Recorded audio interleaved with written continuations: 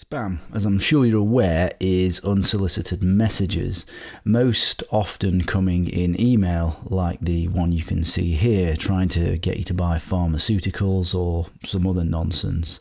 But they also come through instant messages, forums, social media, even text messages now, blogs, wikis, and pretty much anywhere else that they can think of in order to spam you.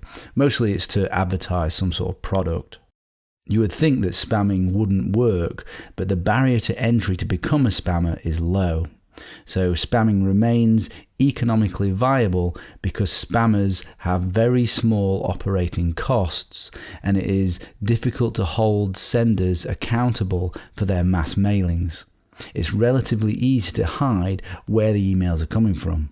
If you send millions upon millions of emails, enough of a small percentage take the bait. The email protocols we use today and have always used were designed in a time of trust. So there's little defense built into those protocols to defend us against spam. And that's something we're going to cover a lot more in the section on email security.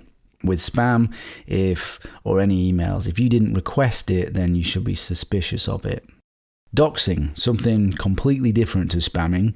Dox is an abbreviation of document. Doxing is to do research on an individual, or it can be an organization or company, to find personal and private information, often in order to cause embarrassment, discredit, extort, coerce, harass, and just generally cause problems for the victim by publicly releasing the information or the threat to publicly release it.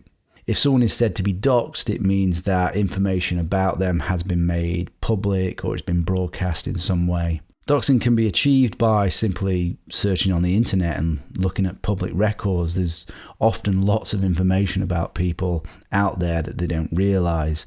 You can search through social media sites and forums, which is one reason why you should keep anything private. People are quite surprised at the amount of information that is actually out there on them.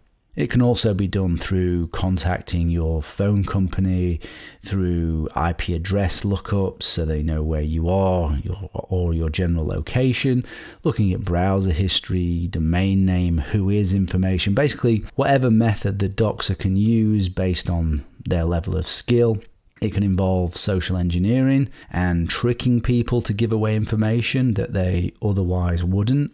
It can also escalate to hacking the victim's computer and accounts. Examples include Anonymous releasing the identities of members of the Ku Klux Klan and Donald Trump reading out the phone number of Senator Lindsey Graham. The ethics of doxing is obviously considered questionable.